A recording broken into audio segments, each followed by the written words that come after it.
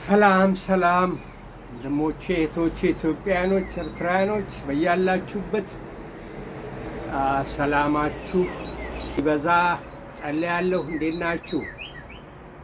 ጤንነት ዋናው ትልቁ ነገር ጤንነት ስለሆነ ጤንነታችሁን እግዚአብሔር እንዲባርክ እያልኩ እንደ ድንገት ደግሞ ለታመማችሁ እግዚአብሔር ፈውስ እንዲሰጥ እግዚአብሔርን ማጸናለሁ። እንደምናችሁ እንደምን ከረማችሁ? ይህ ቪዲዮዬ እንግዲህ እኔ ወንድማችሁ ዳንኤል ዛሬ በዚህ በሜሪላንድ፣ በዲሲ፣ በቨርጂኒያ ለምትኖሩት በውጭ አሜሪካን ሀገር ለምትኖሩ እንደ መልእክት ነው። ሌሎቻችሁም ደግሞ ትማሩበታላችሁ። ወደ ውጭ ለመምጣትም ሀሳብ ላይ ያላችሁ ወይም ደግሞ እዚህም ገና መምጣችሁ 1 ወር 2 ወር ያው እንደምታውቁት ከሀገራችን ስንወጣ ሆምሲክ ይሉታል። እዚህ ሀገር ሆምሲክ ምንድን ነው? ከዛ ሆነን ኤክሳይትድ ነው የምንሆነው እዚህ ለመምጣት። ምንም ይሄ ጸልየን ቀን ውስጥ ሲደርስ ቸኩለን አሜዚንግሊ ሰው እንኳን ደስ አላችሁ ተብለን ቤተሰብ ተደስቶ እኛም ደግሞ ልዩ ያው ውጭ የመኖር እኔ በመጣሁበት ጊዜ በጣም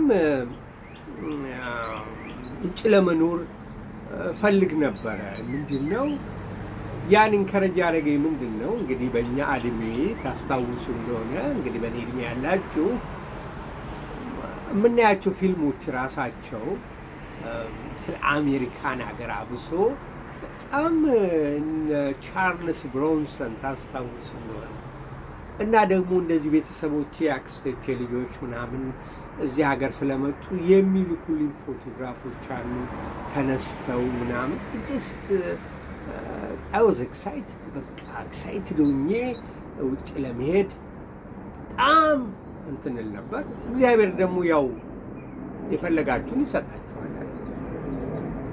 በዚህ እስቲ አንድ ነገር በጣም ፈልጉና በጣም ጸልያችሁበት በቃ ይህን እፈልጋለሁ ብላችሁ በሩን አንኳኩ ይከፈትላችኋል እንደሚባለው እግዚአብሔር እንዳለው በቃሉ ይሰጣችኋል። በእውነት እግዚአብሔር ሰጠኝ፣ ያንን እድል አመቻቸልኝ።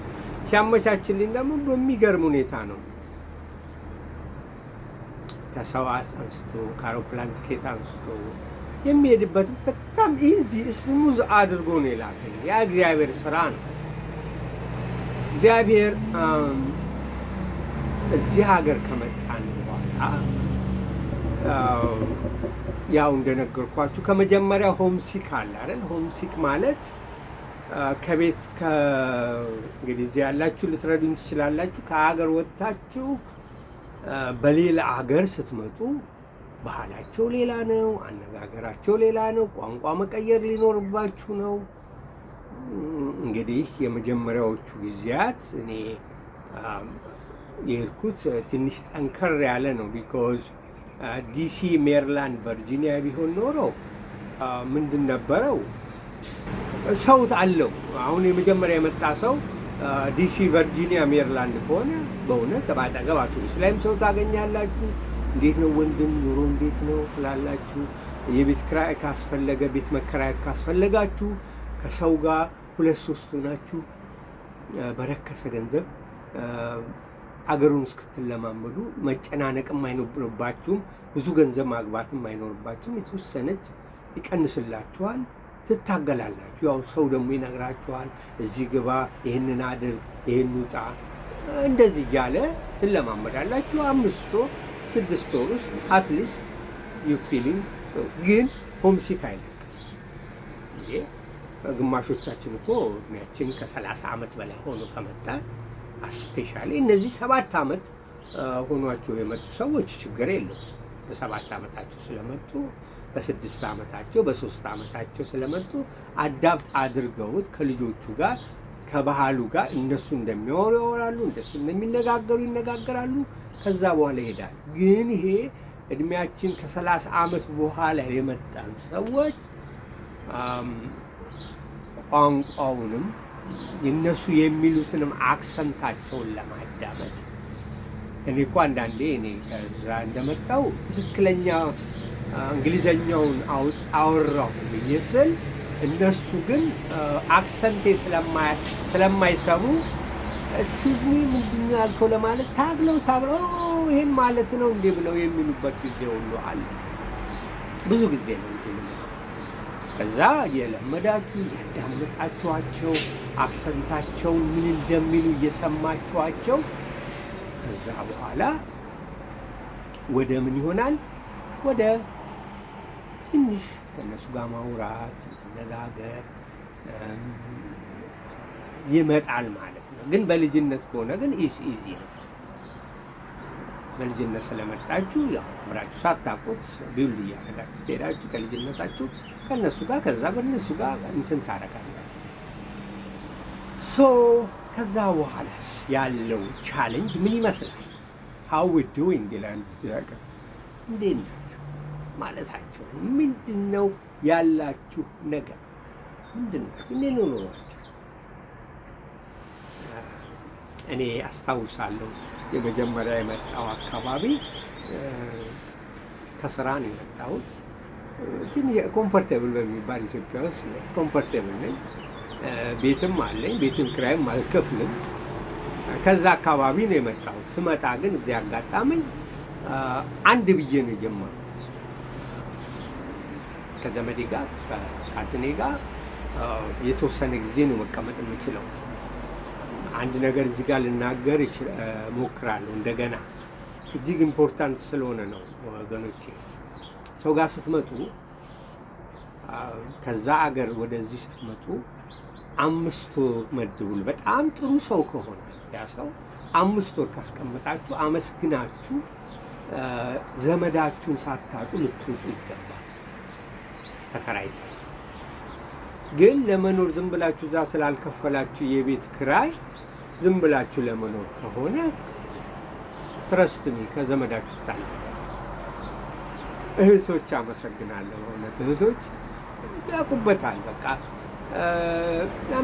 ያመቻቻሉ። ግን አንድ ነገር ፖድካስት ሳዳምጥ ነበር ዛሬና አንዱ በጣም ሪግሬት አድርጎ በ20 ዓመት ያለ እህቴ ቤት ነበር ካውች ሶፋ ላይ እዛ ነበር የምኖረው። እዛ ላይ እኖራለሁ፣ ችግር የለም። በቃ እሷ ነች የምታቀርበው፣ ምግቤን ትሰጣለች። ግን አለ ራሴን ሪስፖንሲቢሊቲ አላዘጋጀሁትም። ወደ ኮሌጅ መሄድ ታግሎ የቤት ኪራይ መክፈል፣ ያንን ስታደርጉ ነው የምትጠነክሩት። እዚያ የሆነ ዘመድ ዝም ብሎ አስቀመጠን ብላችሁ ዝም ብላችሁ አትቀመጡ። ለምን አገሩን ልትለምዱት አትችሉም። በቃ ስትወጡ ትደነግጣለህ። ግን ከ5 ወር ከሆናችሁ ከወጣችሁ ትግል ውስጥ የምትገቡት አገራችሁ እስኪናፍቃችሁ ድረስ ወይኔ እስክትሉ ድረስ ያታግላችኋል። አልጋ በአልጋ ማን ነው ያደረገው? አስረግጠን እንደዚህ የቆየን ሰዎች ካልተናገርን ብዙ ሰው እንትን ያደርጋል፣ ሾክድ ይሆናል። እውነቱን መናገር አለብን። ከ5 ወር በኋላ ቀላል አይደለም ኑሮ። ግማሹ 7-11 ይሄዳል፣ ሲጋራ መሸጥ ሊሆን ይችላል፣ ከረሜላ መሸጥ ሊሆን ይችላል። ግማሹም ሬስቶራንት መወልወል፣ በዛ ለሰው ማቅረብ። ገና ደግሞ እንግሊዘኛውን ሄይ ሃው አር ዩ ቱዴይ እንደዚህ ሃቭ አ ጉድ ዴይ እንደዚህ አይነቶችን ነገር መሰረታዊ የሆኑ ትንሽ ኮሚኒኬሽን የምታደርጉባቸው ካላላችሁ ላይቀጥሯችሁም ይችላሉ። ወደኋላ አድርገው ወይ ጽዳት ጋር ምናምን ሊያደርጓችሁ ይችላሉ። ያሉን ሁሉ አልፋችሁ ከዛ በኋላ ከተወሰነ ዓመታት ከተወሰነ ጊዜ በእውነት የአሁኑ ወጣቶች ፋስቶች ናቸው። ወደ ትምህርት ቶሎ ይገባሉ ጊዜ ሳይፈጅ። አሁን ችግሩ ደግሞ ምንድነው? ቆያችሁ እዚህ ሀገር በአንድ ስራ አስታካረጋችሁ ዝም ብሎ የጊዜያዊ የሆኑ ስራዎች ማለት ጊዜያዊ ስላችሁ ያኖራችኋል። የቤት ኪራያችሁን ይከፍላል፣ ምን ይላል። ግን ከጊዜ በኋላ የትምህርት ነገር ካልሆነ እዛ ላይ እዛ ስራ ላይ መቆየት መጨረሻ ያስከፍላቸዋል። ምን ያስከፍላል? ይህንን የምለው ይሄ የምናገረውን በሙሉ በትክክል ተግብሬውና አስተካክየዋለሁ ብዬ እንዳንድ ምሁር አይደለም የምናገረው። በደንብ ታሽቼበታል። እንዴት እንደሆነ አልፈጸምኩም ማለት ምንድነው? በትምህርት ውስጥ ገብቼ ወይ በአንዳንድ ነገሮች ቤኔፊት በሚያስገኙ ነገሮች ላይ ቶሎ ስላላረኩት ማስጠንቀቂያ ደውል ነው የምነግራችሁ። ስለዚህ ይሄንን እንደ የመጀመሪያው እንደ ኢንትሮዳክሽን ነው ይሄን ማደርገው። እቀጥላለሁ። ይሄ ኢንትሮዳክሽን ነው። በጣም ሰፊ ነው። አሜሪካን ኑሮ በጣም ሰፊ ነው። ብዙ ዓመት ኖሬያለሁ። ሁሌ ግን የምትማሩበት ነገር ዋው ይሄን ባረኩ ኖሮ ይሄን ባደርግ ኖሮ ትክክል ይሆን ነበር እያላችሁ የምትሄዱበት ነው። በአንድ የቪዲዮ በዚህ ቪዲዮ ሁሉንም ነገር አጠቃልዬ ልናገራችሁ። ይቀጥላል። ኮንቲኒው ያደርጋል። ሰብስክራይብ አድርጉ። የሚጠቅማችሁን ነገር ነው የምለቀው። የማይጠቅም ነገር እዚህ አላወራም። የሚደግፋችሁ የሚጠቅማችሁን የሚያስጠንቀቅ ከዚሁ ላይ ዘገያችሁ ካላችሁ ቶሎ እንድታረጉት፣ አለዛ መጨረሻ ላይ መክፈል ይመጣል። ያ ጉልበት አይኖርም። የጉልበት ስራ ከተወሰነ ጊዜ በኋላ እድሜያችሁ እንደኔ ሲገፋ ልትሰሩት አትችሉም። የተወሰነ ጊዜ ትንገዳገዳላችሁ፣ ግን ከተወሰነ ጊዜ በኋላ ልትሰሩት የማትችሉበት ነገር ደረጃ ሲደርስ ያኔ ምንድነው የምናደርገው? ምን ባካፕ አለ? ገንዘብ አለ ላይኖር ይችላል። ቼክ ቱ ቼክ ይሉታል እዚህ ሀገር። ቤት ኪራይ ይመጣል፣ ተሟሙታችሁ ትከፍላላችሁ። የምግብ ይመጣል፣ የምግብ ይከፈላል። ያው ሰርቫይቭ ታደርጋላችሁ። አንዳንድ ጊዜም እንትን ታደርጋላችሁ። ኑሮ እኮ መጥፎ ይሆናል፣ ትኖራላችሁ እንደማንኛውም። ግን ባካፕ የሆነ ፕላን ከሌለ በመጨረሻ ላይ we have to pay the price። አገር ቤትስ ምን አለን? እዚህ የኖርን ሰዎች ምንድን ነው ያለን? ዞሮ ዞሮ መግቢያው ጭራሮ።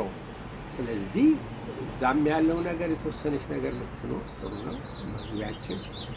እዚህም ደግሞ ያለውን ነገር ብናስተካከል፣ ቤትንስ ስንገዛ በአቅማችን ነው ወይ የገዛ ነው? ችለነው ነው ወይ? አውቀነው ነው ወይ? የፈረምነው ነገር አውቀነው? ብዙ የምንነጋገረው ነገር ይኖራል። ሰብስክራይብ አድርጉ። ይሄ መጀመሪያው ነው። ኑሮ በአሜሪካ ፒስ ዳንኤል ባይ